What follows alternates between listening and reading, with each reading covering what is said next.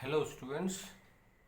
In previous part, in third part of this electoral politics, we had discussed mainly about Lok Sabha election and Vidhan Sabha election, or you can say state assembly elections. And we had discussed that how constituencies are formed. ये election जो सारा होता है वो constituencies के हिसाब से होता है। सबसे पहले तो हमने वो डिस्कस किया कि कंस्टिट्यूएंसीज कैसे बनाई जाती हैं। Now today we will discuss about reserved constituencies and voter list, that how and for whom constituencies are reserved.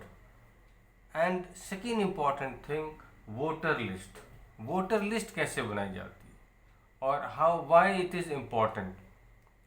Now reserve constituencies के बारे में हम डिटेल में अब देखते हैं। Our constitution entitles every citizen to elect his her representative and to be elected as a representative. So this is a right given to every citizen. Her citizen को ये राइट दिया है कि वो अपने लीडर को, अपने रिप्रेजेंटेटिव को इलेक्ट करे, चुने इलेक्शन में। ये सबको राइट है। After 18 years of age, every person, every citizen of India is eligible for voting. Whether that person is rich or poor, this doesn't matter. Second point, the constitution makers, however, were worried that in an open electoral competition, certain weaker sections, जो कमज़ोर section थे, जो उस समय पिछड़े रह गए थे, जो दूसरी क्लास थे, कुछ ऐसे ग्रुप्स थे, सोशल सेक्शंस थे जो थोड़े पिछड़े रह गए थे, सो दैट उनको हम कह रहे हैं वीकर सेक्शंस, जैसे schedule caste, schedule tribe, OBC, other backward classes etcetera may stand a good chance to get elected to लोक सभा एंड द स्टेट असेंबलीज। अब ये रिजर्वेशन क्यों ज़रूरत पड़ी? रिजर्वेशन इसलिए ज़रूरत पड़ी कि जो सेक्शन पीछे थे उनको भी रिप्रेजेंटेशन देना था, उनको भी पार्टिसिपेट कराना था, ताकि वो भी दूसरों के जैसे आगे बढ़ सके। So this was one reason why seats, or you can say constituencies, were reserved for weaker sections. Now if that happens, our parliament and assemblies would be deprived. यदि उन्हें चांस नहीं मिलता, यदि उन्हें कोई रिजर्वेशन नहीं देते हैं, तो फिर उन्हें वहाँ भी वो पीछे रह जाएंगे और उनका पार्टिसिपेशन पार्लियामेंट में कम रह जाएगा या नहीं हो पाएगा। So in that case who will represent their problems? यहाँ पे रिप्रेजेंटेशन सभी कास्ट को, सभी रिलीजन को बराबर देने का मतलब ये है कि हर सेक्शन से मेन, वुमेन, वीकर सेक्शन, सबको अपना लीडर पार्लियामेंट में, स्टेट असेंबली में भेजने का मौका मिले, ताकि वो अपनी बात वहाँ पर एक रिप्रेजेंटेटिव के तौर पे कह सकें।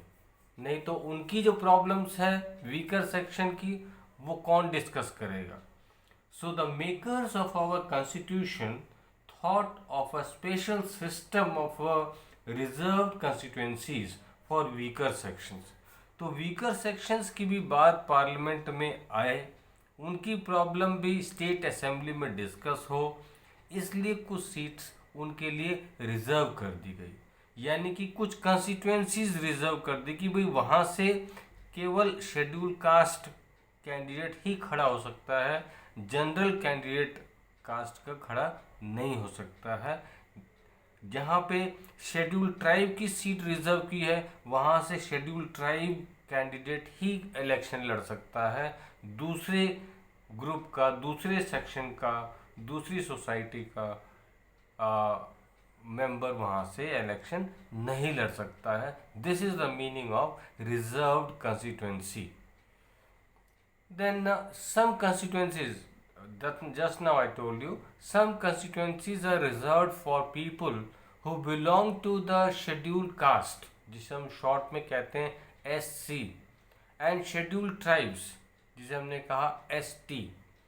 In the Lok Sabha, 84 seats are reserved for scheduled caste and 47 for the scheduled tribes. ये 2019 तक का जो डेटा है उसके हिसाब से इतनी सीट्स रिजर्व थी। तो this is here the motive is very clear, to give some representation to schedule caste and schedule tribe in Lok Sabha. उनको भी अपनी बात रखने का मौका मिले, आगे बढ़ने का मौका मिले, यही इसके पीछे एक मेन रीज़न था। Then this number above 84 seat कैसे दी, ये कैसे डिसाइड किया गया? इसका फॉर्मूला बिल्कुल सिंपल है।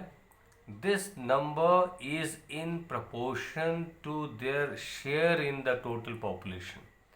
टोटल पॉपुलेशन में एससी का जितना रिप्रेजेंटेशन था, जितना हिस्सा है, प्रपोर्शन है, उतनी ही सीट्स उसी प्रपोर्शन में उनकी सीट्स रिजर्व कर दी गई। इसी तरह से एसटी शेड्यूल ट्राइब्स के लिए भी जो पॉपुलेशन में रेशियो है, उसी रेशियो में उनकी सीट्स रिजर्व कर दी गई। तो ये तो था seats, how constituencies are reserved और how seats are reserved at centre level and state level government. इसके अलावा this system of reservation was extended later to other weaker sections at district and local level election. Local government जो है district level पे और उसके नीचे जो rural urban local bodies हैं, वहाँ पे भी जो इलेक्शन होता है उसमें एक और बहुत इम्पॉर्टेंट रिजर्वेशन दिया हुआ है। SC ST का तो रिजर्वेशन है ही है, उसके अलावा 1/3, it means 33% of the seats are reserved in rural and urban areas, local bodies for women candidates. ये एक बड़ी ही स्पेशल चीज़ है कि वुमेन को भी आगे बढ़ाने के लिए, वुमेन की प्रॉब्लम्स को रखने के लिए लोकल लेवल पे जो इलेक्शन होते हैं उसमें 1/3 सीट्स वुमेन के लिए रिजर्व्ड है। This facility, this privilege is not available for Lok Sabha और स्टेट असेंबली। ये चीज़ हमें बहुत क्लियर रखनी पड़ेगी कि ये रिजर्वेशन केवल लोकल बॉडीज़ के इलेक्शन में है। 1/3 reservation for women.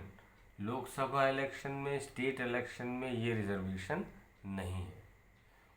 So this is all about reservation system in our country. Don't forget to read your books. relevant part of this video you must read in the book also, so that you can understand all these points very clearly. Thank you and have a nice day.